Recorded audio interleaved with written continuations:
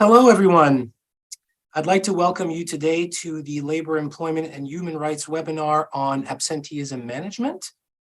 While I introduce your speakers, please see the information on the slide that is on your screen. So my name is Paquette, and I am a Toronto-based partner in Fasken's LEHR group. I am joined today by my colleague, Boris Subara, who is in our Toronto office as part of the same group. And I am pleased today to be joined by our guest speaker, Dr. Barbara Virley, who is a Ph.D, C.Psych, and is the manager of the clinical services for Layla Care, an organization that I am pleased to welcome here today. Dr. Virley is a registered psychologist in Ontario, Nova Scotia. She earned an MA in experimental psychology and a PhD in clinical psychology at Carleton and Ottawa U. She has more than 20 years of clinical experience working in various settings, including hospitals, school boards, and in clinical settings. So without further ado, I would leave the floor to Dr. Virley to introduce herself and Layla Care. Thank you, Christian. I'm really happy to be here today. I'm looking forward to our discussion. I'll just tell you very briefly about Layla. Basically, we're a mental health startup, and our mission is to empower Canadians to take control of their mental health. We are essentially trying to bridge the gap in mental health care. We recognize that for a lot of folks, finding the right provider is very challenging. And so we use a combination of technology and humans to facilitate that process and match people to one of our over 200 Layla partner therapists. And people can choose a therapist based on a number of different factors, including their first language, their location where they are, lived experiences, etc. So right now, our current wait time for folks to be matched is about 12 days, which I think is unsurpassed in most venues in terms of connecting people with the right help. And right now we offer individual, couple, and group therapy. And very recently, we've also launched an assessment service. Not IMEs, unfortunately, yet, but we do a lot of other kinds of assessments. So I'll be here this afternoon. My email will be available if folks have questions for me or about Layla. And you can also find out more at layla.care. So I will pass it back to you, Christian. Thank you. Well, here we are. This is our agenda for today. And by the way, as you can see, we'll talk about some fundamentals of attendance management, a lot of focus on just how to collect medical information, how to request it. And because Dr. Virley is with us today, we do have a focus on mental health, and we've tried to pick as well a couple of cases to put the focus there. Dr. Virley will also talk to us about return to work.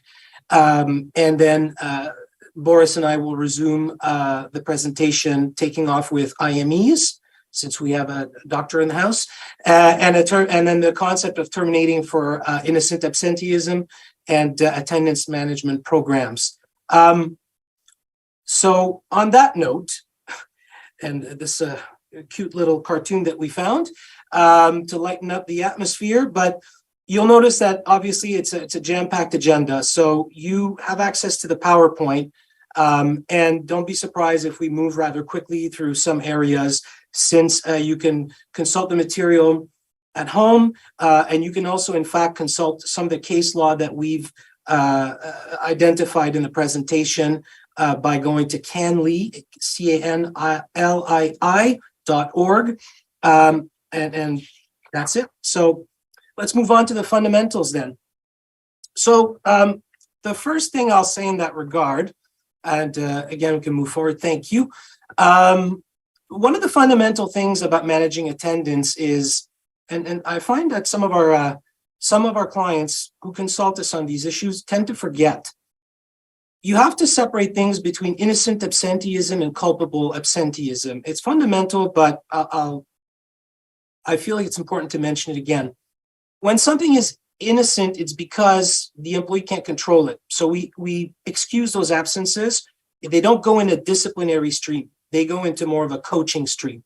Okay, we want to monitor the innocent absenteeism, see if we can help the employee do better. Okay, and we'll come back to that throughout really the presentation, including at the end for attendance management programs.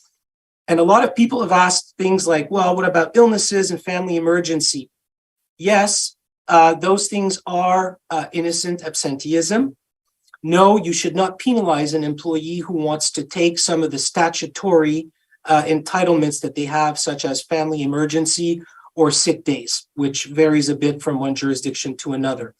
So you're entitled to information in that regard, sure, but employees ought not to be disciplined for taking that. Contrast that with culpable absenteeism, and some of them can mix in with illnesses and disability and whatnot. And a good example of that is the case that you see right in front of you, the Saskatchewan case. And that's a case where someone, failed to follow procedures and to report their absences.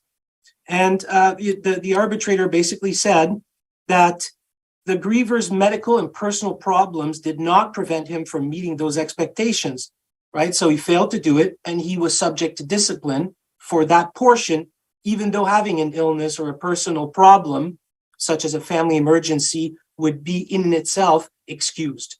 This is another decision, Reich versus Treasury Board, which is interesting, and it's probably going to sound familiar to some of you, because this dealt with an employee who had an erratic pattern of absences and attendance issues. So the employer put in place a very stringent and clear set of rules about reporting his absences and so on. And the employee stated that this was unfair, constituted harassment, and also failed to accommodate him for his emotional problems. In fact, he claimed that this exacerbated his emotional problems. And the arbitrator in this case, and I'm not going to go through all the points, but that's essentially his conclusion, right? It's the employee failed to provide sufficient evidence that these alleged problems actually interfered with his ability to follow the process, the protocols. So it wasn't an excuse, in other words, for his failures in that regard. That was worthy of discipline. And he reminds us that issues of mental health, while absolutely valid, in some cases, of course, it's a matter of degree, right, of disability to excuse conduct. That's the case for depression, stress, headaches, sleep apnea, so on and so forth. So I'll leave the ground to Boris to explore how we request medical information. Thank you, Christian. Good afternoon, everyone. I do want to apologize ahead of time in case my camera turns off. I seem to have failed our tech check just a few minutes ago. I wanted to jump in, as Christian has said, into the obligation of employees to provide medical information. Our clients often wonder, do I have to request medical information? How much medical information? What type of medical information? And many employees mistakenly believe that their employers do not have the right to that information, which they consider it to be private or confidential, and understandably so. The employees are not aware of the law, and they may believe that this is information that their employers are not entitled to. But what the law tells us is that as a basic starting point, employees do have a positive obligation to provide their employer with sufficient medical information to substantiate a request for accommodation, to justify an absence, and so on and so forth.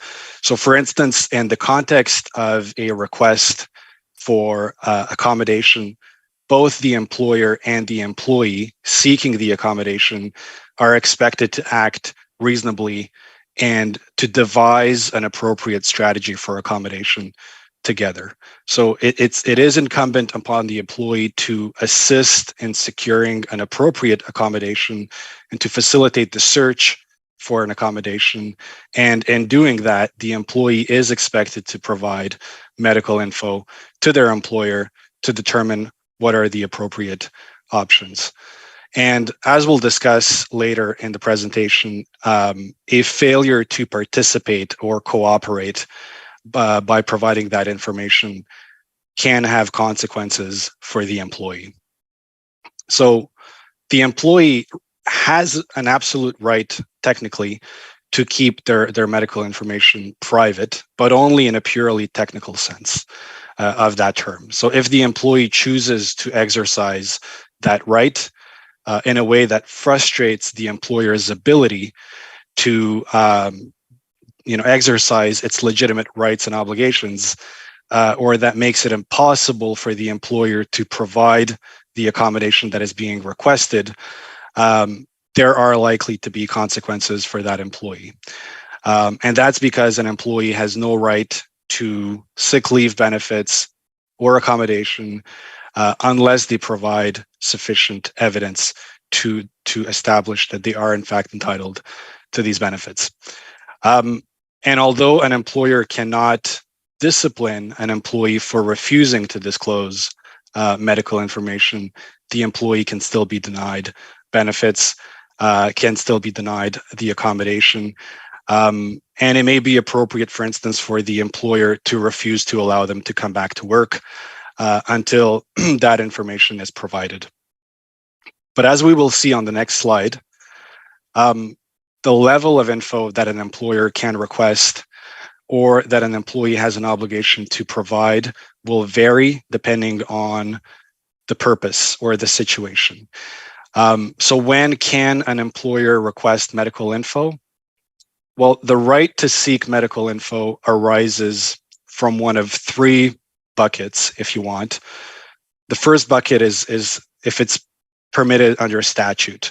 So for instance, the Employment Standards Act in Ontario will say that an employer may require an employee to provide a medical note from a doctor, from a nurse, or from a psychologist, any health practitioner, when an employee is taking sick leave under the Employment Standards Act for an illness, an injury, or a medical emergency, and where that is reasonable in the circumstances. And what is reasonable will depend on the specific facts of the situation, the duration of the leave, the pattern of absences, and so on. The second bucket would be the collective agreement if you're in a unionized work environment. And the third bucket would be if there is a legitimate purpose, a work-related purpose. And what is a legitimate work purpose? Well, here we have a diagram with different scenarios that you as an employer may encounter. And each of these is a legitimate work purpose that would entitle you to seek medical information. And as we will discuss, some of these scenarios entitle you to a greater amount of medical info than others, depending again on the purpose for which the information is required. So, for example, the level of information you're entitled to in order to comply with the duty to accommodate is greater than, for instance, the level of information you're entitled to where the employee is absent for work for medical reasons, especially if it's a one-time thing or a very brief absence. But then again, when it comes to absences, the amount you'll be entitled to will increase as time goes by. And we'll discuss that as well. We'll come back to that later in the presentation.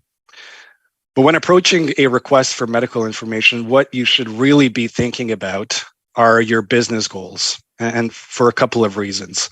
First, your business goals will help you determine how much detail you really need. So if your only purpose is to determine whether the employee is fit to perform their job following a leave of absence, you don't need to know everything and anything about, what the employee was suffering from, what their treatment was during the leave. All you really need to know is, is the doctor confident that this employee can come back to work safely with or without restrictions? As another example, you don't really need to pursue a medical note or ask for more details when there are no pressing business needs. to scrutinize the reasons for the absence. So if you're faced with a request for an unpaid leave by an employee whose absence doesn't really cause you a business problem, you could decide to simply go with the flow, so to speak, for a while. And by doing that, you are taking the high road, which we'll see can be helpful if down the road there is some sort of dispute. And it also costs you nothing to take the high road oftentimes, and it contributes to your documentary trail of having accommodated the employee's absence. And also, if the employee is claiming total disability, but you believe that they can do some light work, you will want to more closely examine the claim of disability by putting it to the employee's doctor, and Christian will address that as well later. So all that to say, it's very important for you to have a plan, to be strategic. Do you know why you need the information? Have you already obtained the information? Is it really time for an update, or is what you have enough? And do be careful about what you wish for, because again, you may have enough, and if you ask for more, you may now have information that doesn't really that may be bad medical information for you.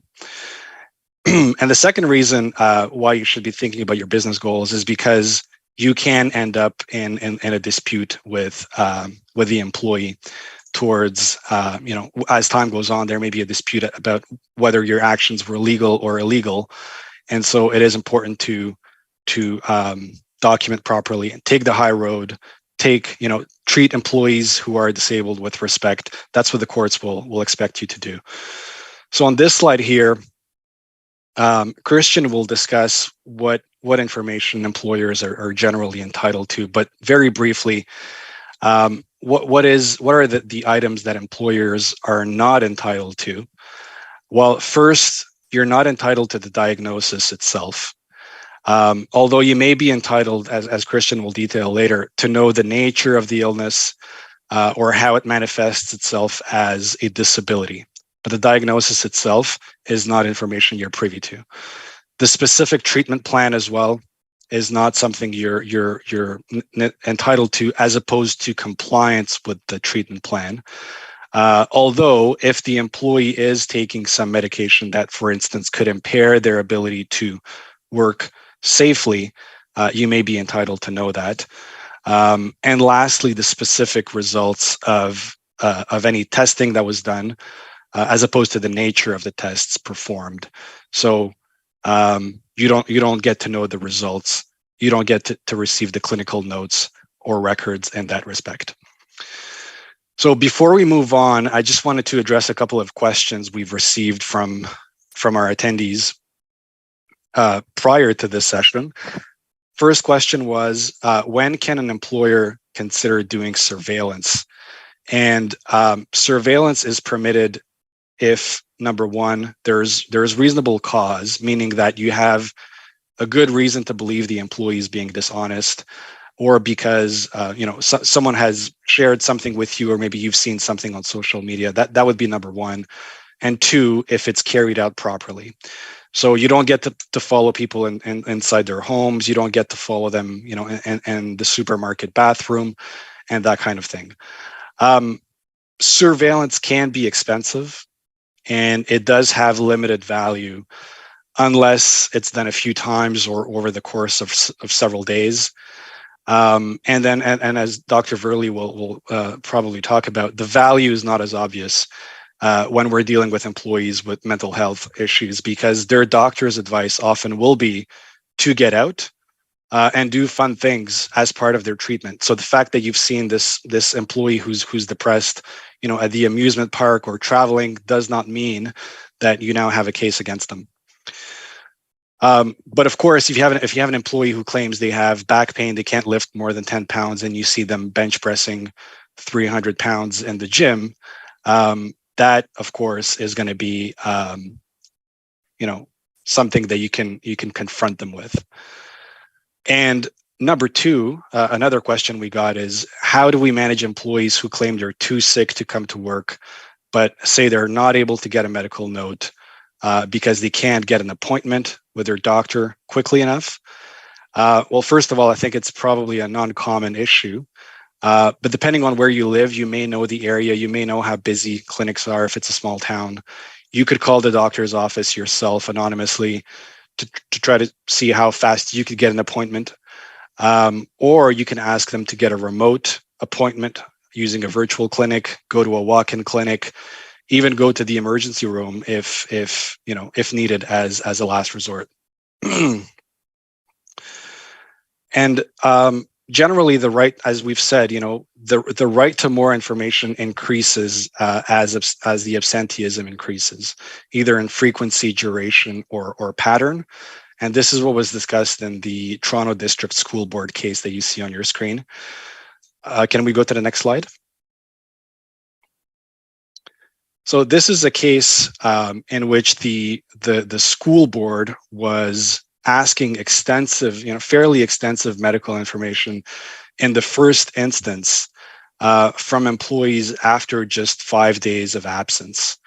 And right after 5 days of absence, they would ask them to complete an attending physician's statement. So take that to their doctor and get it filled out with details of their medical condition, their diagnosis, treatment regime, medication, prognosis, and so on and so forth. And what the arbitrator found in that case is that employers in the initial stage are going to be entitled to less information than at a subsequent stage. You're not entitled to such sweeping medical information at the beginning. And in order to get more info, you would need to demonstrate a legitimate need for specific information on an individual case-by-case basis. Ultimately, the arbitrator found that the employer was not entitled to such sweeping medical information in the first instance. So do be careful about using standard forms for both short and long absences. Generally, what the employer is entitled to in terms of medical information in the first instance is limited to what you have here on the screen. So very, very preliminary information. And you should always look, of course, to the contract, to the plan, or the collective agreement, because the collective agreement could contain provisions that entitle you to something greater under certain circumstances. Next slide. And in the case of a prolonged absence, it becomes reasonable in that case for management to seek to better understand what it is facing and whether the disability can be accommodated. So in the Fort McMurray Roman Catholic School District case, which again is here on the screen, in that case, the school district was asking for medical info using this individual form after the teacher had been away for more than 20 teaching days, so 20 business days, unless it was obvious right from the get-go that the employee would be out for a long period of time because they had been in a car accident or they had a surgery or something like that. But where the first instance information was just very general, they sought additional information in the second and the third and the fourth instances. And that was being challenged by the union. And contrary to the Toronto District School Board case, here the arbitrator found that as the length of absence progresses, the employer is entitled to request more details from the employee. So in reviewing extended illness leaves, and possibly even shorter leaves that were, somewhat unusual in their circumstances on a case-by-case basis, could also warrant a broader request. Next slide. So managing prolonged absences, this goes to what I was just saying now. If someone is expected to be out for a long time, you need to arrange for periodic follow-ups as timelines expire. So if the medical note says this person will be out for 2 weeks, make a note in your calendar, follow up in 2 weeks, have someone in HR manage that, and be on the ball. You can also ask employees to contact you every time there is a material change in their circumstances. Again, be strategic. Next slide. Christian, I think over to you. Thank you, Boris. I've been immobile for too long and my light turned off. So, okay. So the medical information in accommodation cases, whether the employee is requesting an accommodation, and sometimes it's in fact the employer that is inquiring in that regard or following up, notably in the context of a return to work. You'll use some of these points in your follow-ups. But this is I would say, a well-respected case. It's a labor case from 2012, but the principles tend to apply both in labor and employment cases, so union or not. It's an interesting read, and there's a very clear kind of pathway in terms of the arbitrator telling us, subject to whatever your contract or policy provides in terms of sick leave. When you're dealing with an actual accommodation, somebody wants to modify their work environment, whether right now or coming back from a leave, it's generally acceptable to ask for these points, 1, 2, 3, 4, 5 here that you see, right? And this kind of goes hand in hand with the do not ask the information, including the diagnosis and the actual treatment plan versus to the nature of the versus a matter of compliance. That Boris was talking about a bit earlier in the presentation. So I do not, and this also goes to what Boris was just saying moments ago. When you write to a doctor, you don't need to be mechanistic about it. And these are, when I get involved in cases like this, for instance, I might look at these, I might modify these questions, right? Because you're trying to adapt it to the circumstances of the employee. Maybe the doctor needs to know certain facts or some observations that you've had in the workplace, which warrants his attention, might change his view of what the employee can or can't do and whatnot. So, but this is a good stepping stone. Moving forward, so oftentimes employers get frustrated. The information is incomplete, or it's right. The doctors send something that's plainly insufficient for our purposes. They may answer a question, but not the other. And then it's problematic because perhaps it seems like it is contradicting what the employee is saying. Okay, so what do you do? Well, here's some suggestions. First of all, reiterate the request for information. And what I would say is be clear. Why? Because sometimes, go back to your question. Maybe the doctor is answering. Maybe you didn't ask the question properly that you wanted answered, right? And the doctor is interpreting it a different way. Be specific. Sometimes it's one particular question that hasn't been answered. So go back to the doctor. Only request, of course, what is needed. Okay, that's also, it goes with what Boris has been saying earlier, right? Be strategic. You may need more details about something. You may be perfectly satisfied, including because of your business needs and whatnot, with other pieces of information that are that was provided to you, or that the employee tells you, no, I'm giving you the information, like here it is, and you're satisfied with that. Sometimes it's a matter of explaining why the employer is entitled to information. You might have to go back to that. Sometimes it's the employee who says, no, I don't want to give you that information. Sometimes, in fact, oddly enough, it is the physician, right? The health professional might take the position that, no, I'm not giving you that information. So you may have to go back again and explain why you're entitled to it, right? Why it's reasonably necessary. I usually take the opportunity to reaffirm the obligation of the employee to cooperate in the process, and that's what Boris was saying. In some cases, of course, not all of them, we don't need to up the ante necessarily every time, but there are consequences. And so it may be appropriate to remind the employee here of what's at stake, right? The employee might be disentitled to sick leave benefits, right, if they don't provide the information. Or maybe you can't welcome them back to work because you're concerned about their health and safety and that of their colleagues. And so there'll be no pay. You, of course, can consider written warnings, right? The AWOL process, absent without leave.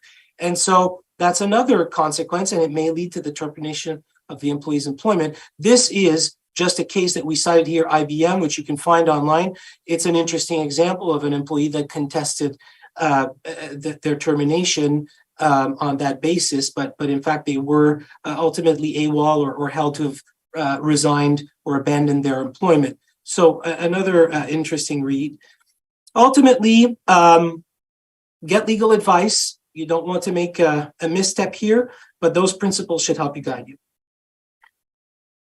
And we're going to move forward from here to say briefly, be very careful about relying on an LTD insurer.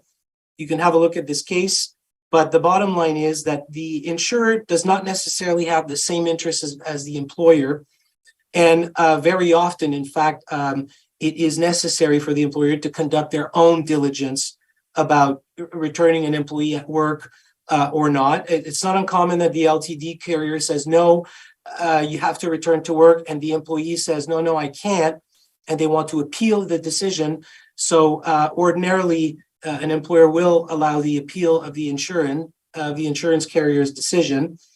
But it will ask the employee to justify why they continue to be ill and to justify the absence until a decision is made in that regard. So again, you might want to be strategic, but just saying that the LTD insurer says you come back to work doesn't necessarily mean that the employee can. I pass it over to Dr. Virley, and I want to just say that, we chose to focus on mental health because it's become, it seems, ever more obvious and persistent an issue. We see it a lot in our practice. It seems it's been made more obvious since the pandemic. And I think that her clinical experience is an interesting perspective in that regard, both from the perspective of the employer and certainly of the employee, right, who's being treated. So on to you, Doctor. Thank you, Christian. Right. So as Christian mentioned, we're talking and thinking more and more about mental health these days, especially during the pandemic, which I'll speak about in a minute. But I wanted to just start by giving a little bit of context, the why, aside from the human cost of mental health issues, what is the why? And it is that mental well-being drives economic prosperity. So, you can pour over some of these facts and figures later, but just let me highlight the idea that at any given moment, about 35% of people who are on disability, absent from work, are struggling with some kind of mental health issue. That's a really significant portion of people.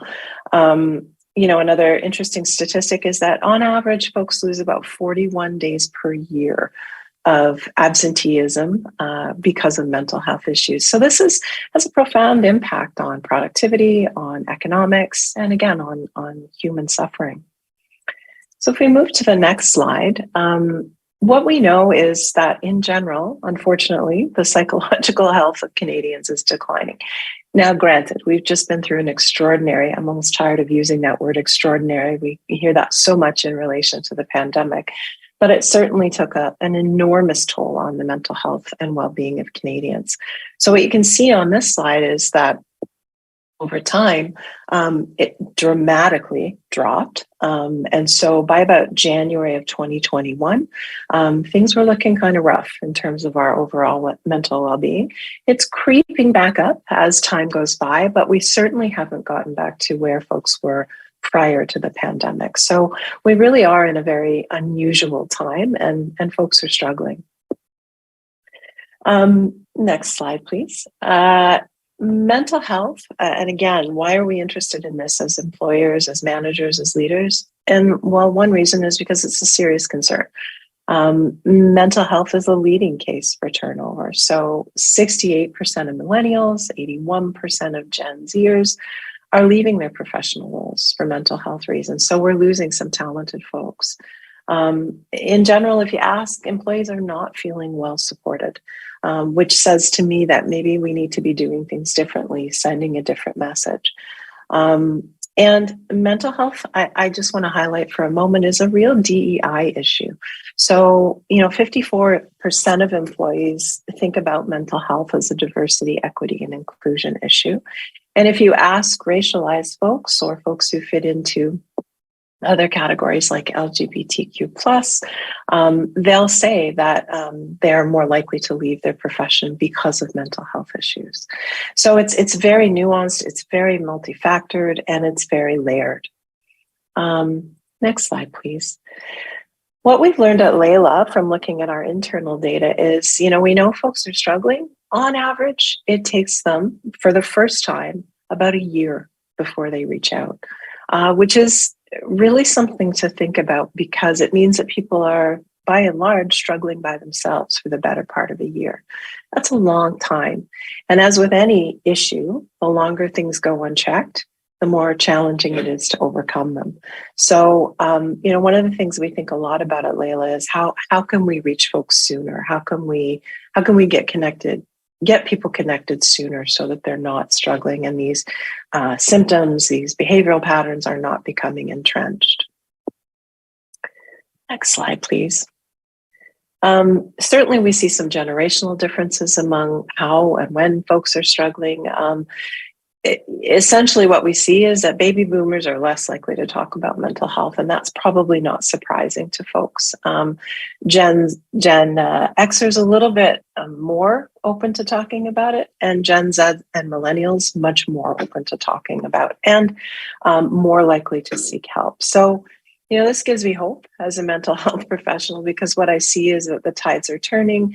People are starting to talk about mental health, to normalize mental health as just part of our overall well-being, not separate and apart from physical health, and not something to be ashamed of or to hide in the shadows about. On the next slide, unfortunately, and I think, this is a case for all of us to kind of examine our own biases, which I think is apropos these days in many areas.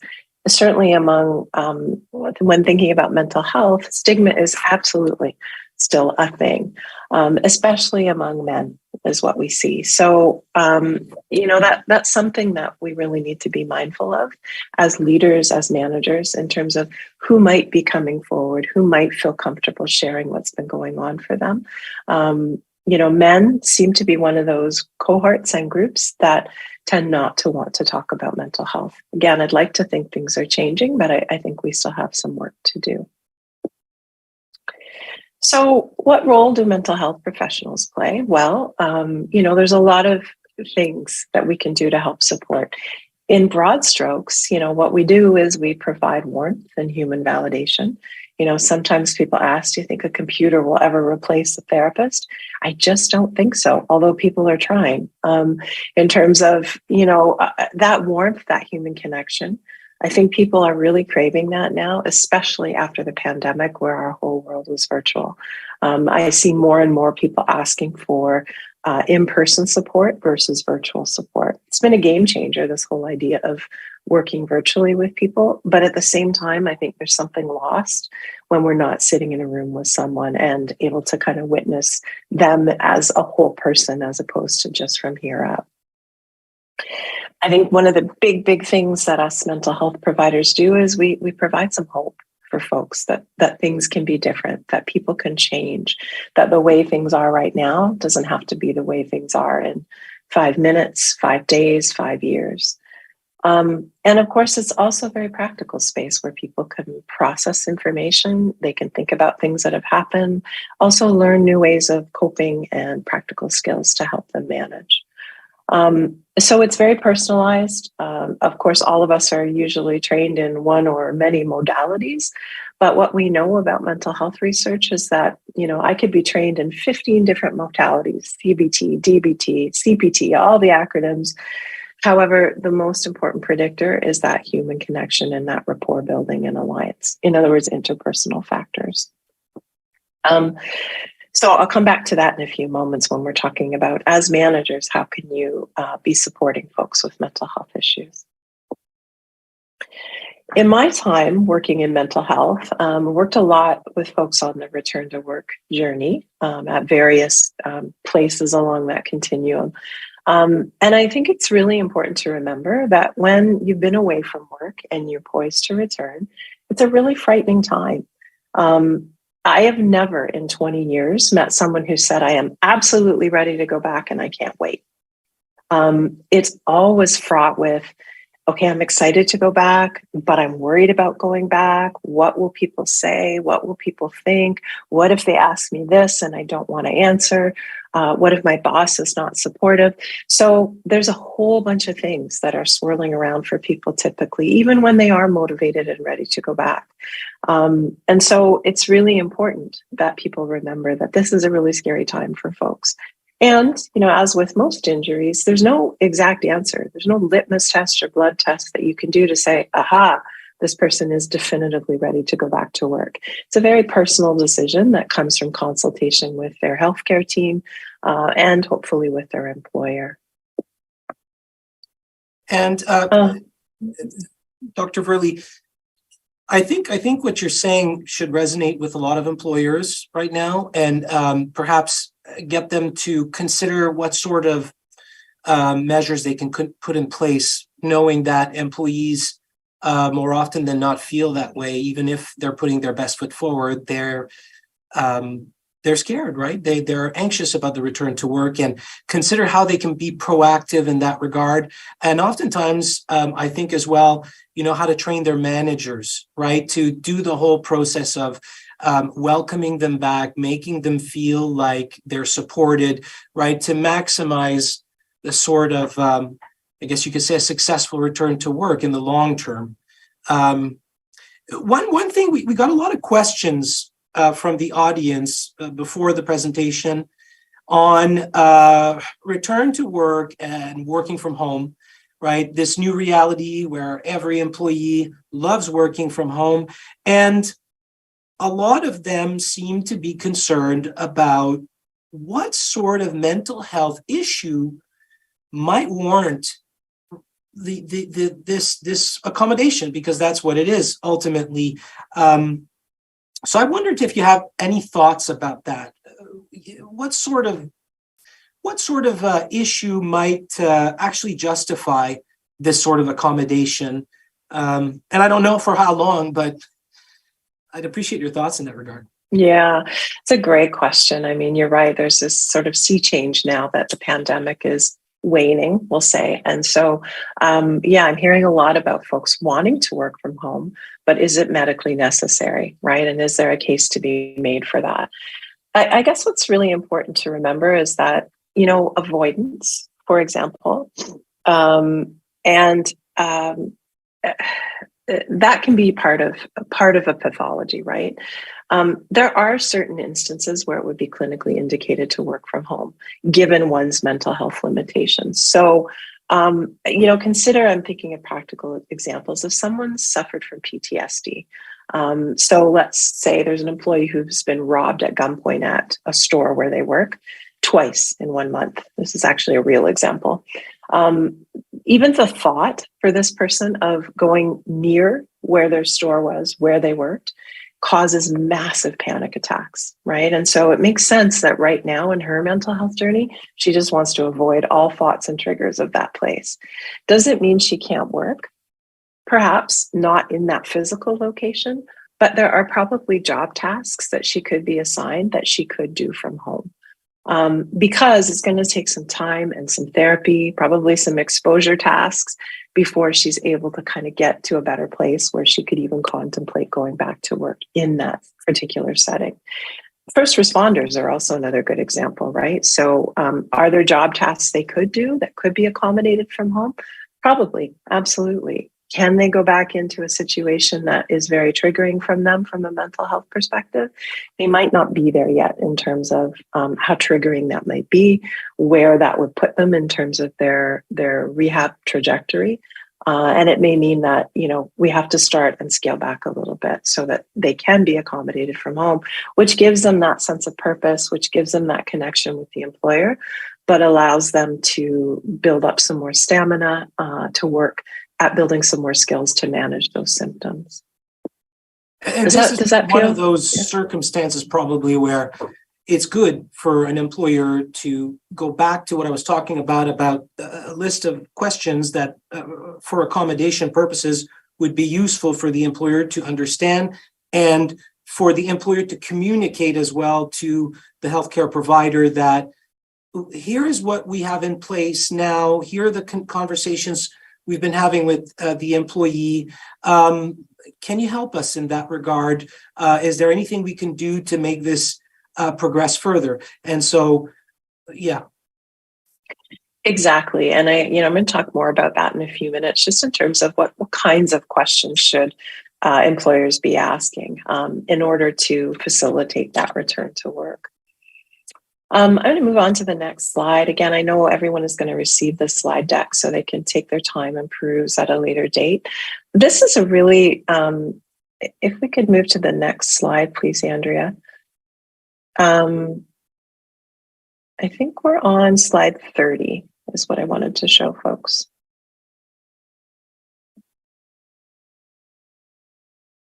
There we go. Okay, so this is a really interesting slide for a lot of reasons. There are, just to put it out there, many benefits related to an earlier versus a later return to work. So what you can see on the horizontal axis is time since beginning treatment in days. On the vertical axis, we're looking at the probability of returning to work. This is a really interesting graph because what you can see is by about day 200, the probability starts to go down and down and down. So earlier is better, which is why it's really important, if we can, to re-engage people sooner rather than later. Again, that may mean that there need to be accommodations in place for them to do some of their job tasks in a way that looks maybe different from the way other folks do it. However, chances are, if an employee comes back to work sooner, the return to work will be more sustainable and more durable. And conversely, reemployment is associated with lower anxiety, lower depression, lower anger scores, and higher quality of life scores. So there's just a ton of research out there which says that sooner is better. Which is sometimes but to tie this in with what Boris was talking about earlier, just to say, this goes back to the issue of, this is great to see, earlier the better. And it is legitimate for employers to want to know if an early return to work is possible and what they can do to make that happen. And that was a really critical point that Boris was trying to do. So I really just want to emphasize it. It won't be, the immediate go-to response of the employer.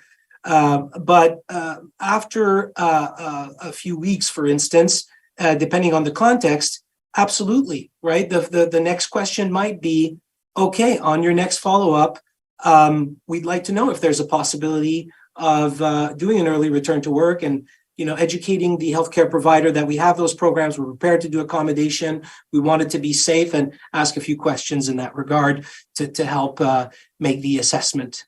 Thank you. Yeah, absolutely. Okay, so next slide. In terms of what mental health professionals do to support the return to work process, and we've talked about some of those things already. Basically, our job is to advise and support the injured or ill worker. We can be part of that communication process. We can be part of that return to work plan. And we can also help transition the worker from readiness to reintegration to reestablishing resilient sustainability. So, there's lots of ways that we can help, and hopefully folks have access to mental health support, which, as we know, is sometimes a challenging thing these days for lots of reasons. I think I just want to spend a little bit of time on the next slide talking about some of the myths about mental health issues. As you'll recall, I said stigma is still very much a real thing. And as much as we like to think, we're not where we were 20 years ago, we still have some work to do. Mental health conditions can influence employees in a lot of different ways, and it depends on their condition, cause, and severity. So, an employee who's working through a grief issue could be experiencing symptoms and signs of anxiety and depression. They might be less productive. They might be more distracted, more disengaged. A neurodivergent employee could, for example, have difficulty concentrating, staying on task, being on time. But in both cases, mental illness doesn't define their potential, and both can be overcome. Those barriers can be overcome with appropriate supports in place. So I guess I just want to remind folks that mental health symptoms are just that. They're symptoms. They're not character flaws. And so we need to see people in a wholesome way, not just as the sum of their symptoms. There's also some misconceptions, I think, about leadership and mental health. So sometimes I think people think that, workers with mental illnesses just don't want to work. They're just trying to get out of things. I think sometimes people think that mental health symptoms get brought up when people just don't want to do certain things, or that employees with mental health conditions are somehow unreliable or untrustworthy, or that you can't be high performing and have a mental health issue. It's interesting because I think that, there's a really lovely quote that I like. It's very grounding, I find.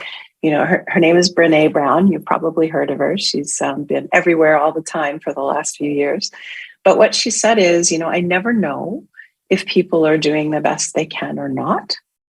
But when I assume they are, it makes my life better. So it's really important to assume that people are asking for what they need.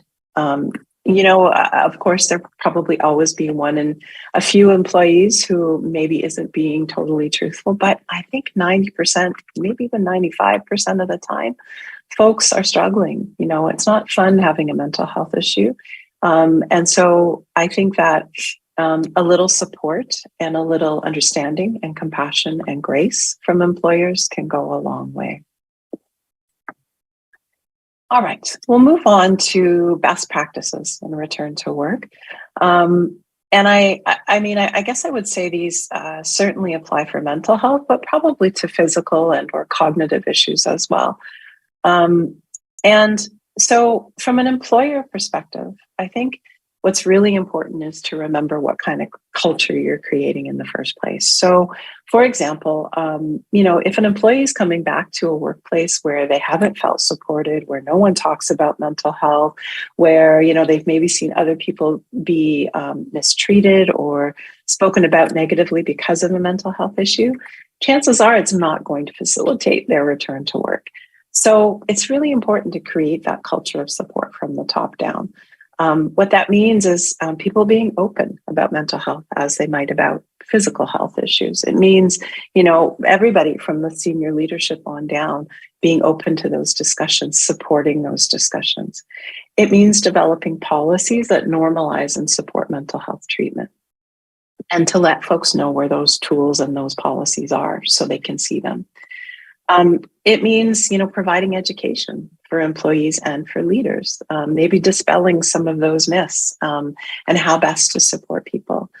It means showing empathy. I think we all need a little bit more of that in our world these days. And it makes a huge difference to employees when a manager says something like, "This must be a really stressful time for you. I know it's hard to come back after you've been away for 12 months.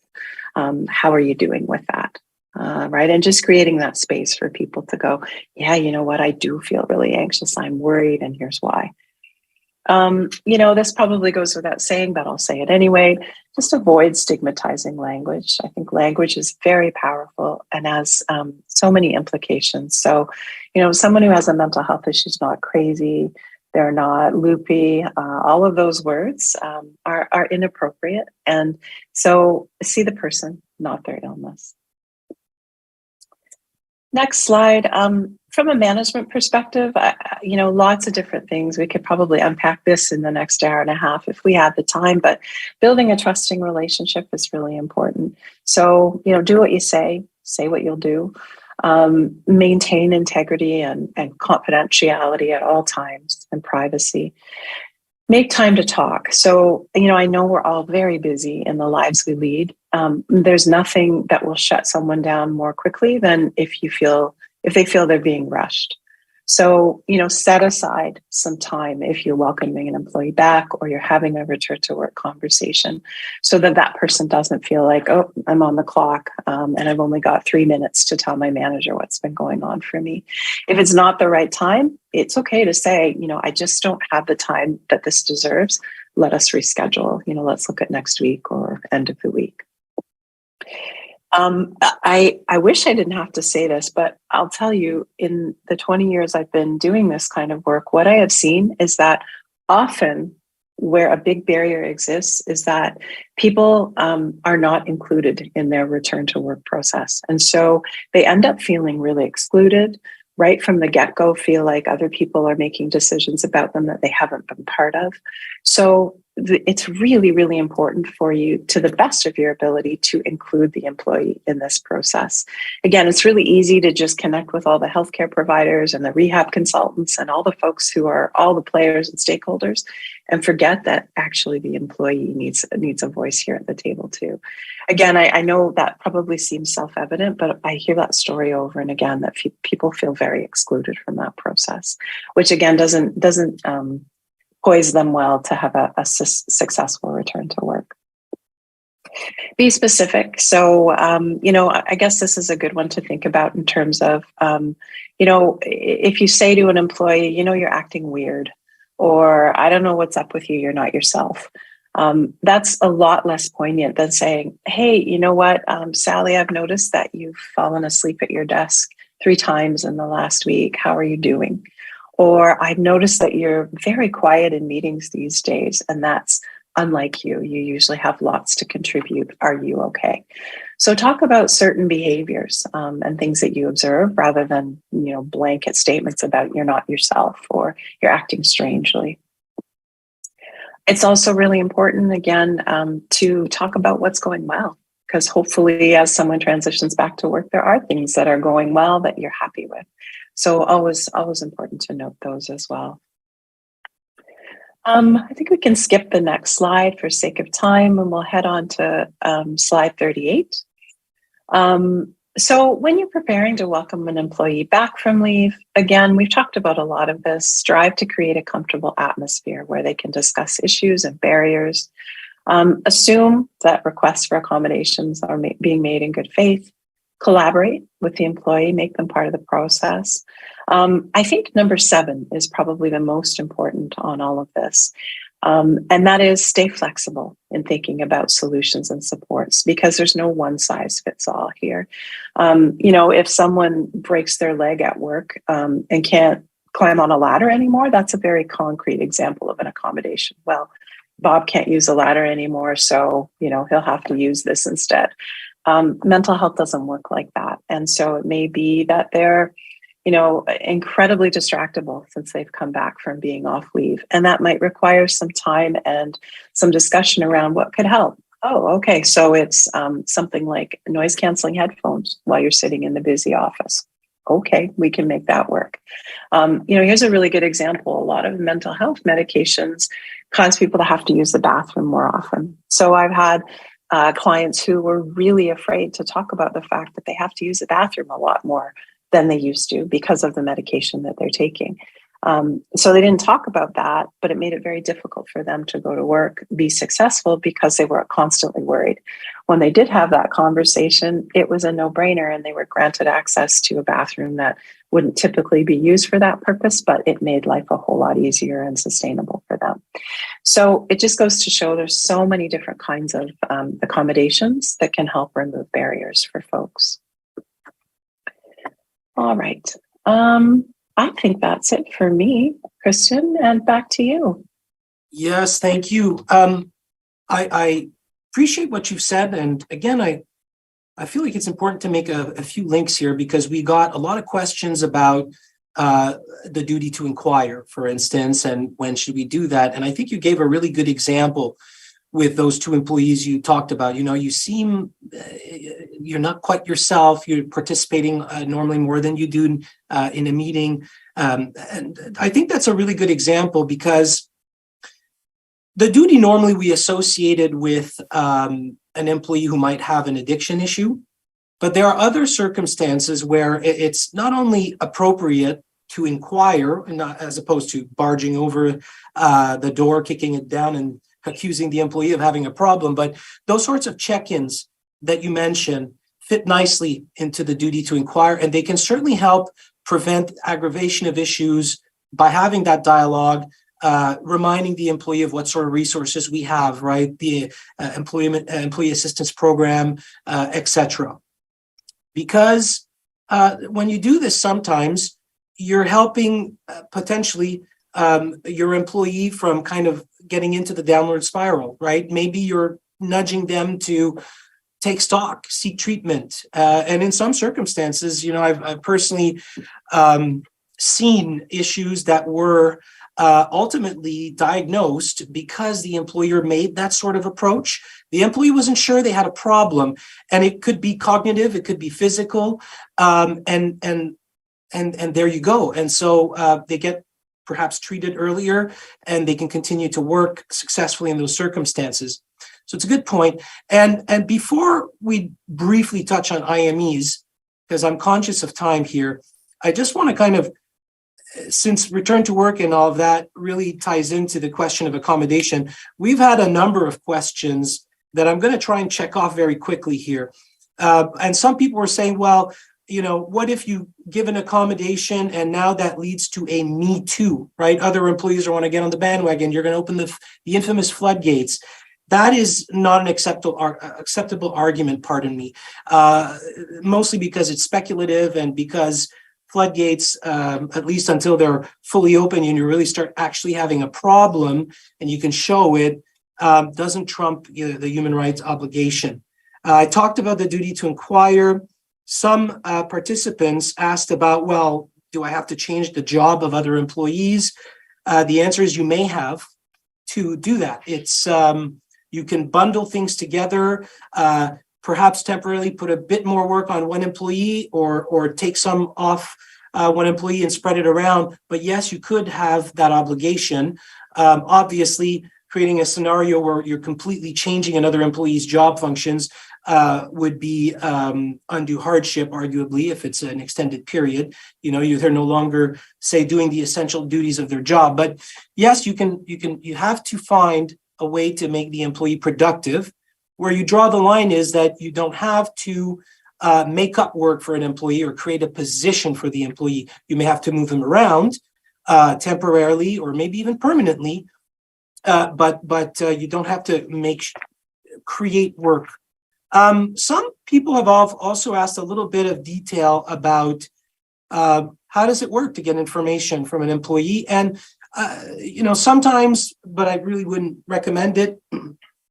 Sometimes the employee will let the employer talk to the physician, but typically the way we do it to avoid any sort of allegations of impropriety is we actually tell the employee outright, here's what I plan on sending to your doctor, sign an authorization, you go bring it to your doctor, or let me know how it is that we can communicate that information to him. Should I fax it? Do you want to bring it yourself?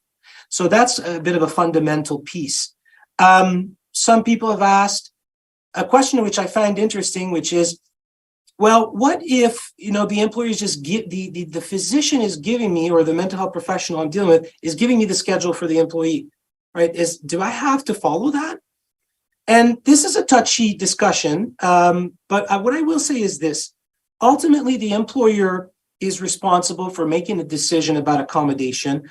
And it gets lost a bit in the weeds that there may be alternatives to that particular schedule or accommodation that the physician wants to be put in place. Okay.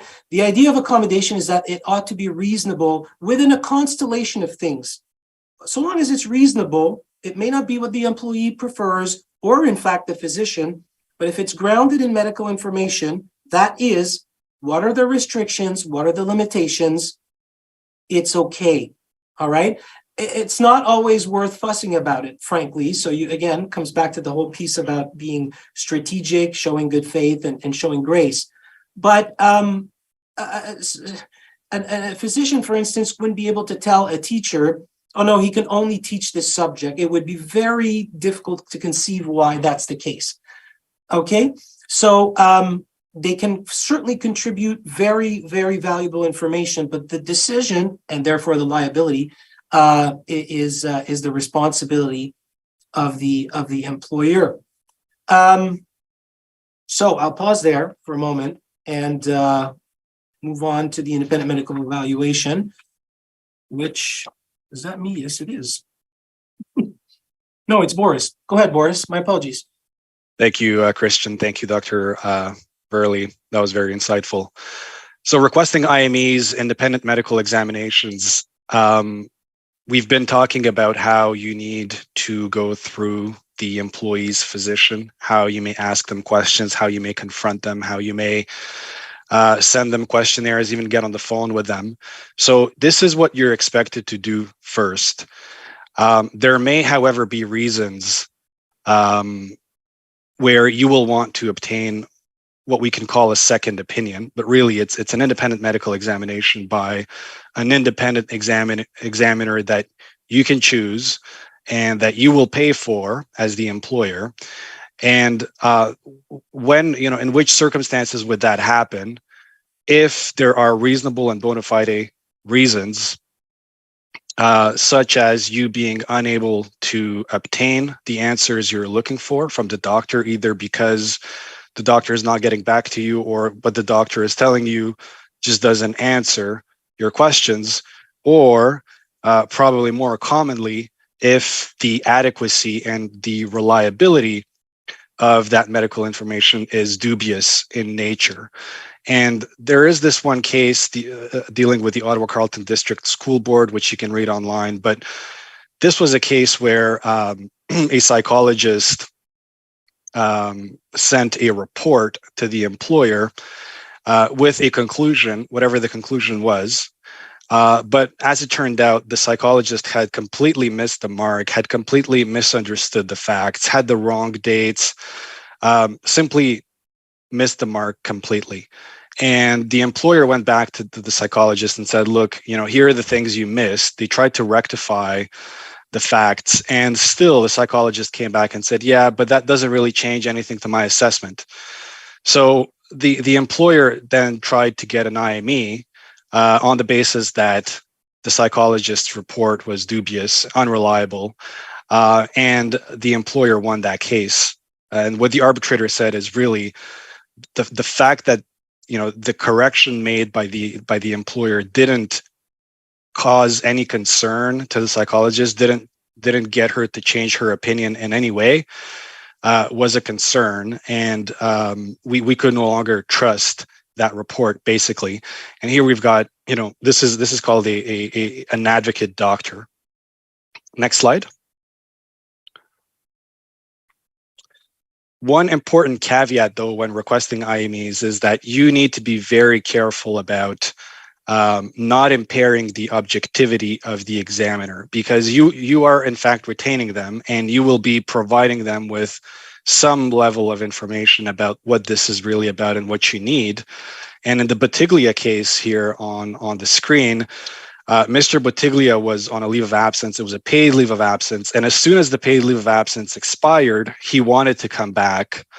The school believed that he was being motivated because he wanted the money. He wanted to come back and earn money, and that he wasn't really fit from a health standpoint to come back to work from a fitness standpoint. And the employer disclosed this opinion of theirs to the examiner. And when they did that, the employee refused to attend the IME on the basis that the doctor's objectivity had been impaired.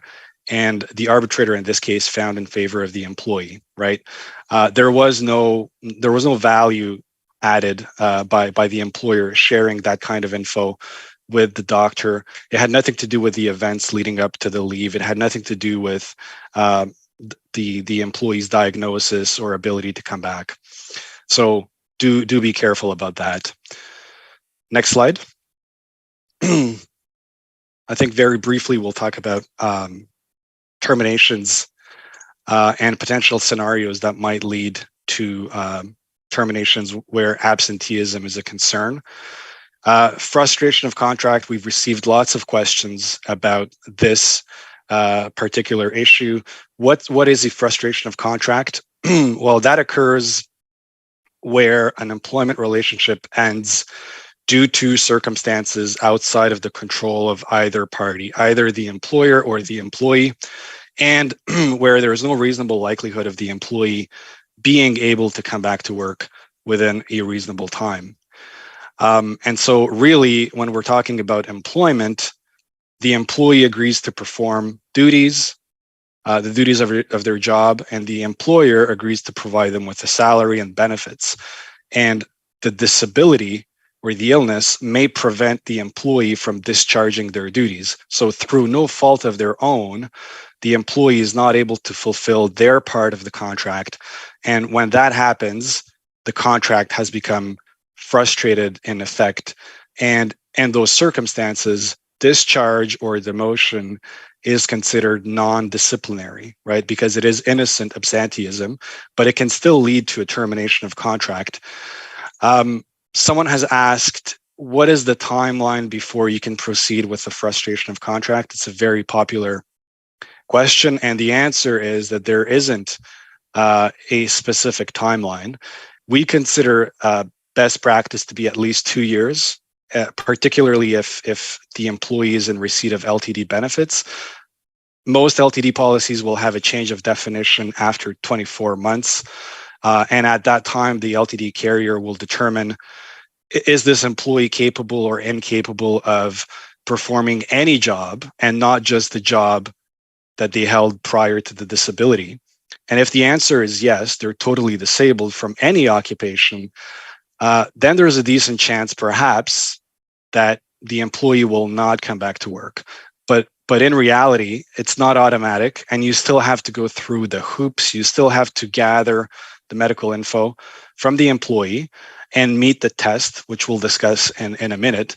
So again, as Christian explained earlier, do not rely solely on the LTD carrier. There have been cases where employees have been out for much longer than 2 years and still no frustration was found, because if the employee is improving and there are medical notes to that effect, or the employee is trying out a new treatment, it may be premature to say they're never coming back. And the test will vary again, depending on circumstances. There may be employees who are harder to replace, and in those cases, it could be that the frustration occurs sooner. And I think, again, this is the most valuable lesson you'll learn today, is that there are just so many variables in every situation that it's impossible to apply a single approach in all cases. Someone else asked, can you have a frustration of contract clause in your employment agreement? And the answer is no need. And I would say even stay away from it, because frustration occurs as a matter of law. You don't need any contractual language that says that. Some employers I've seen will say, if you're disabled for 24 months, your contract will terminate. I personally believe that it's quite risky to have such language. It could bring down the entire termination clause and be a much bigger problem. So no need for such language. Next slide. So how to proceed? There are 2 prongs to the test. It's a 2-stage test. On the first prong, basically, you will have to demonstrate that there is undue absenteeism in the employee's past record. Undue against a standard of reasonableness, and you need concrete evidence, and it does not have to be the worst, but it has to be significantly above the average. Objectively speaking, looking at the pattern of absences and so on. And on the second prong, which I think is probably the more crucial one, you will need evidence to demonstrate the employee is unlikely to be able to provide regular attendance or any attendance in the future. And if it's a medical issue, you need a medical opinion. You must warn the employee of a potential termination and give them a chance to improve. If you are in Ontario, and this is my final comment, be aware if you're provincially regulated and you're in Ontario and there is a frustration of contract, the employee will still be entitled to their statutory entitlements to termination and severance pay, which is not true in most other jurisdictions. So Ontario is a bit of an exception to the rule. And with that, I will hand it over once again to Christian. Many thanks, Boris. So last leg of the presentation, and for those of you who have a few extra minutes, we have actually a little bit of time to answer some of the questions once I've done these few slides. So you're welcome to stay. But what I want to say is we do have a lot of questions about attendance management programs. And, you know, back to the core, an attendance management program is essentially a structured way to put in place the penultimate outcome of a frustration of contract. It's meant to guide the employer and the employee as to how that might happen, while taking into account the obligation to accommodate the employee. Now, I think it's best to start from the beginning. There's no hard and fast rule as to what the program should look like exactly. But I can tell you a few things that you should think about as you put one in place. Because it is, of course, fairly, or at least I consider it to be much easier to deal with a lengthy absence, like Boris talked about, which is, in fact, a long-term disability or whatnot. After probably 2 or so years, you're going to start thinking very seriously about moving forward with a frustration of contract. Okay. Dealing with intermittent absences, which is also various questions that we've received from the audience, is much more difficult. And that's where something like an attendance management program comes into play. It helps provide guideposts to everybody as to how those are going to be dealt with. Not just those long-term ones as well, but the short-term ones certainly fit quite nicely into this sort of program. And first of all, the program should focus only on innocent absences, right? Culpable things shouldn't be part of that. They are dealt with separately as a disciplinary matter. Whereas this, while it might look like it's disciplinary, it's really a coaching process where we do tell the employees what the consequences of further absences are, but we're not telling them right away, oh, we're going to terminate you. We're saying we're going to support you. We're going to meet within a certain period of time, and we're going to monitor your absences during that period of time. And if you don't reach targets, then you're going to proceed to the next step. And we're going to do that again. And we're going to obtain information from you regarding what's preventing you from coming to work, consistently and more in line with the average of your colleagues, right? So, and most programs that I see that kind of survive the human rights check are programs that are not mechanically applied. So there is, like I said, targets, a number of months, a meeting to review how things are going, and ultimately a lot of flexibility in determining what absences are going to count as an absence in the program, okay? And which ones might be excused because there is an ongoing disability that is being treated. And so we'll give the employee a chance in that regard. We'll try to think of solutions with the employee to resolve that matter. And at the end, the termination itself is not automatic. We're going to tell the employee, we're going to warn them, you're getting to the last leg of the program, and you risk losing your employment if you don't correct and attain our targets. And at the end, we still proceed on a case-by-case analysis as to whether the employee can show us a prognosis where they can give a sustained attendance in the future. And then we look at the medical information available and so on. So that's really important. And in terms of triggers, they have to be reasonable. And like I said, you have to look at the workplace of the employee to compare the employee against that particular workplace attendance level. Okay, so whatever the absenteeism rate is in that environment. There was just a case I was reading today, a very recent one, where the attendance level established by the company was almost a decade old.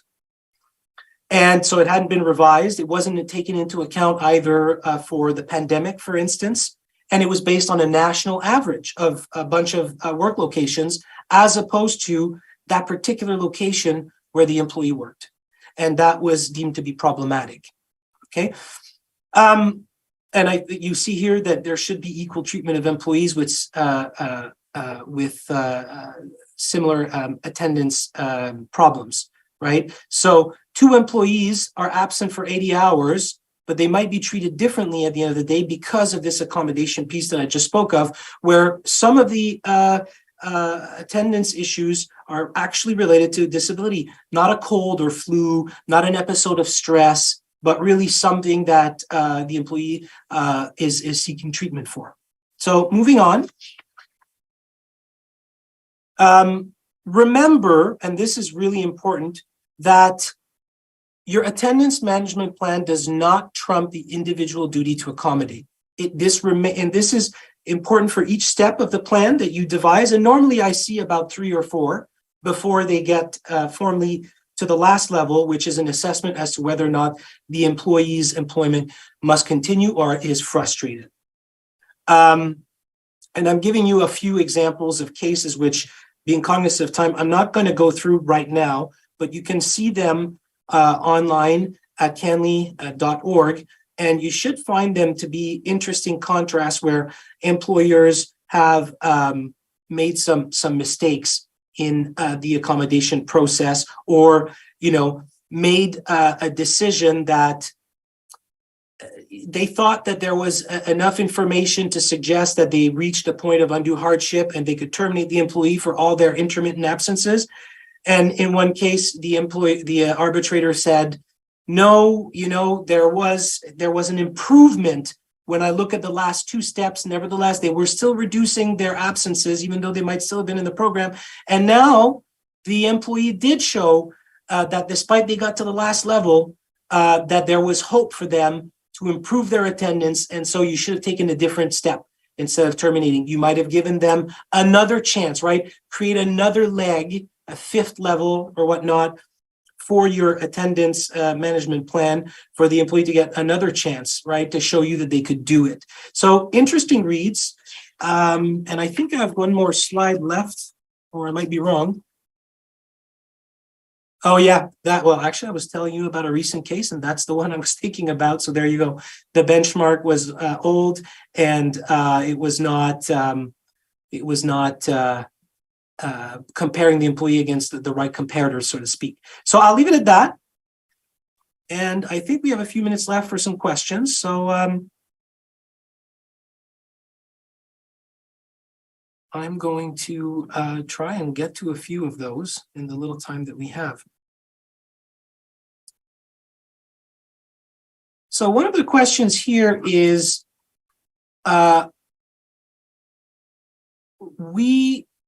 if there is no benefit coverage, right? What's the employer's obligation? And I think that when there is no benefit coverage, the employer, and I think that's probably what the question is driving at, the employer is not obliged to now pay the employee who needs to go on a leave. So if there is a statutory leave of absence that is paid, recently we had some, for instance, for the pandemic, and there's some on the federal level and so on, that is essentially the extent of the obligation of the employer. So I think that answers that question, hopefully. And in fact, I had a question for you, Dr. Virley, based on some of the things that we've seen, and I think my own personal interest. We hear a lot about stress and about things like, at least in my practice, I see stress, I see situational anxiety, depression, and even PTSD. So are these actual diagnoses, first of all, in the DSM-4, properly speaking? It's always a little bit difficult to make out, where does stress fit in all of this as opposed to anxiety and depression? And I would ask you a second question, perhaps a little bit more monumental, but if you could counsel employers on welcoming back, say, a depressed employee or one that is suffering from situational anxiety. Do you have any kind of key points that you might share, to help them welcome these employees back, maybe ensure that it's going to be as successful as can be? Yeah, those are great questions, Christian. So I'll start with the first one. Stress is a normal human condition. We all feel stress. And the nature of a mental health issue is the extent to which one feels that stress, and the severity of that stress, and also how it's impacting that person's functioning. So to answer your question, there's no diagnosis of stress. Stress is just a normal human condition. But things like major depressive disorder, generalized anxiety disorder, even adjustment disorder, which is just an atypical reaction to any kind of stressor, can all impair someone's functioning to the extent that they're not well, and they may not be able to be as productive in their work life, in their family life, in their social life, or academic life. So you're right. It gets a bit murky when people say I'm on stress leave, because that doesn't really tell you very much. In terms of welcoming back someone who's maybe been struggling with a mood issue like depression or perhaps anxiety, I think, we've talked a lot today about how it's not really within the employer's purview to ask for specific diagnosis. I guess sometimes employees might share that information. But if they don't, then the only thing that really can be done is, as I said before, create that welcoming environment, include that person as much as you can in terms of that return to work planning. But also, I would say, and we've talked about this a little bit too, focus on functional difficulties, not diagnoses per se.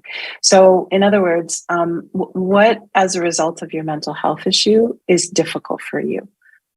What is impossible for you? If anything?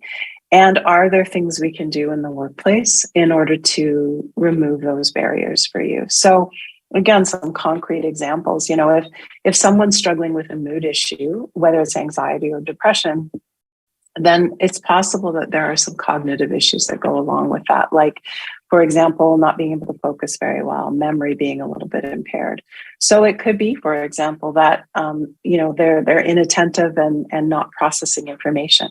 Well, can they be relocated to a quieter space in the work setting, so that there aren't as many people going back and forth and interrupting their daily flow? We talked about it before. Can they wear noise canceling headphones? Can you write things down for the employees so that they're not having to process verbal information as much, and they have something to refer back to? None of those things ostensibly cost a lot, but could make a big difference in terms of that person feeling supported. And again, you're not focusing on the diagnosis, you're focusing on functionally what's difficult for you and how can we remove some of those barriers. So we've got another question here, an interesting one. Someone is asking, can you refuse a medical note from a virtual doctor's appointment, as these medical notes tend to be non-objective? So the reality is, I think many Canadians, first of all, don't have a family doctor. That's the starting point. And so many people are forced to either book a virtual appointment or go to some walk-in clinic, often an apple tree clinic. And yes, we call those apple tree notes. And yes, that doctor will often, if it's a one-time thing, issue an apple tree note saying, the employee is not well, today, tomorrow, this week, and cannot come to work, often without any details. And as we've discussed, that, if that's a one-time thing, it doesn't really,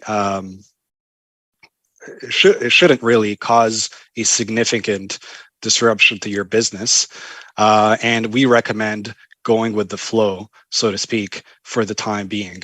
If the employee is then absent for longer, keeps bringing these notes, that's when you can escalate. That's when you can refer them elsewhere, maybe get an IME. First start with the questionnaire and go with an IME if you're not getting the answers you're looking for. But to say that the notes are not objective, I they may be self-reported symptoms, but oftentimes it's the only choice people have. Thank you, Boris. And it's keeping with the mental health theme, interestingly, we also have a question where someone is asking, they see FAF forms for physical issues, but they rarely see an FAF form for mental health or cognitive issues.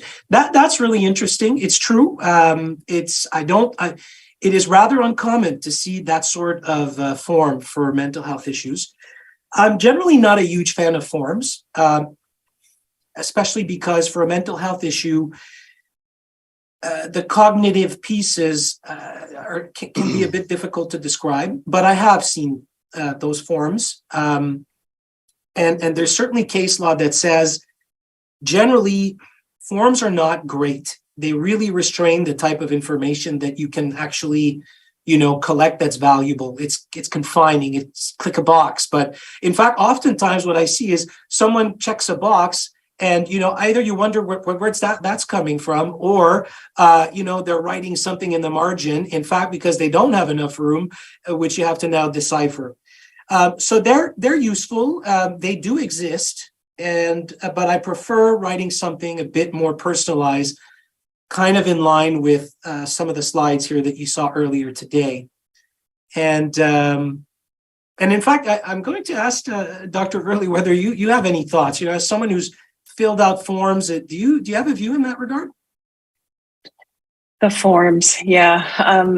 It's true that it would be nice if we were able to write everything down as we can with some physical disabilities for some of my colleagues who work in that area.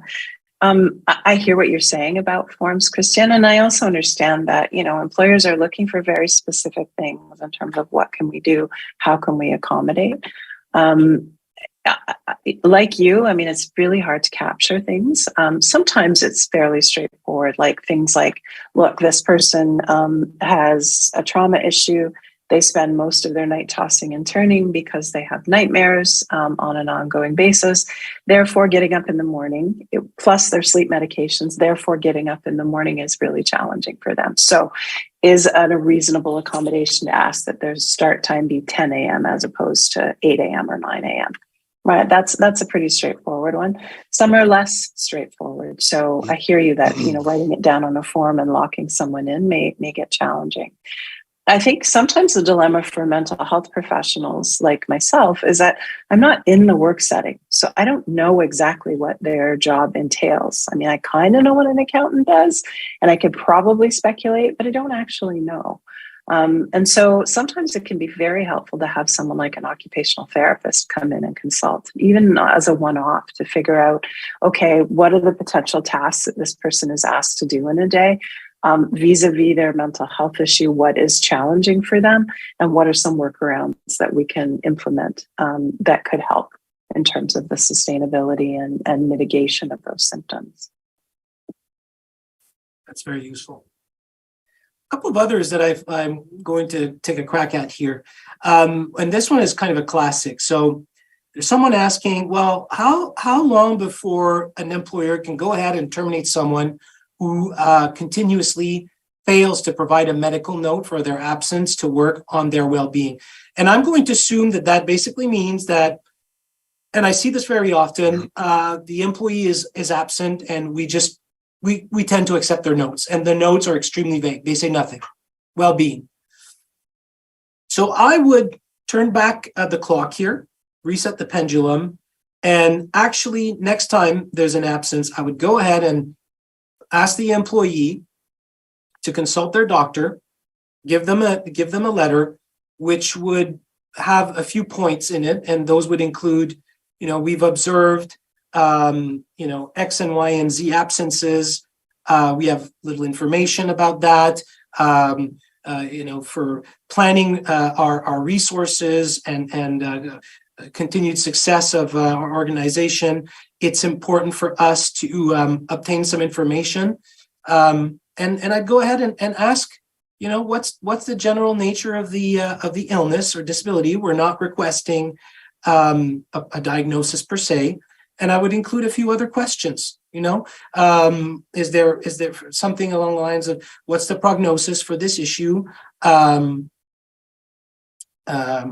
might even ask other questions in that vein, such as going forward, you know, can we anticipate that the situation will resolve itself? Is there anything that we can do to ensure that the employee can provide sustained attendance, and so on? So you can obtain, in other words, better information. And eventually, you know, if the employee is not providing the information, allowing you to make an assessment of his situation, you could, I don't know if you have an attendance management program, probably not, but you might want to go ahead and follow the kind of principles that we discussed today in that regard. If you don't have a program, you can still take an approach that's similar to that. The time when you might terminate is a bit like when Boris spoke earlier. You may have an employee that refuses to cooperate, in which case you'll escalate the matter and say, if we don't have the proper information, then we might be unable to continue to leave you in the workplace. It might become an absence without leave until you obtain some information, etc. So it really depends on when the employee, how they respond. But at the end of the day, I would definitely be asking for more information, because that note in and of itself is not satisfying. We should understand what the restrictions of the employee are. Maybe he has triggers, such as what Dr. Virley explained earlier today. We don't know. So we are entitled to more information because there's now a lot of absences.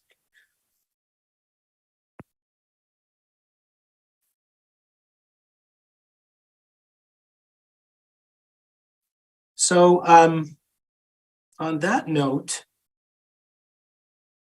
unless Boris, you had anything that you wanted to add? No, I was going to say it is a lot easier on this topic when there is LTD, because the LTD carrier will do a lot of that work for you. And if the LTD carrier approves the claim, you can probably assume that the employee is not well enough to work, and they're going to press them to get the medical info. And if they don't, benefits will be denied. But it is more, and going back to the first question, it is more difficult when there is no LTD coverage, because then you're stuck doing all of that on your own. Yeah.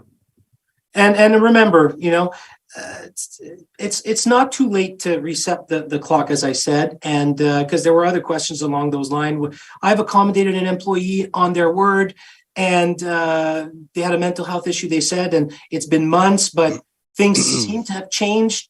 Can I ask for medical information? And the answer is yes. I think what's important is to explain to the employee where you're coming from, that why this is a legitimate request, so that you can obtain information, right? You want to, it's been several months. It's now time to take stock of where we are and see how long this accommodation might continue, might change, etc. So on that note, there's a last slide that you'll see with some resources that Dr. Virley has provided at the end of the presentation. Thank you for that. Thank you for joining us today, everyone, and to my fellow speakers as well. There is a survey about the presentation, which we would love for you to fill out. Your feedback is important, and we wish you a really nice afternoon. Thanks again, everyone.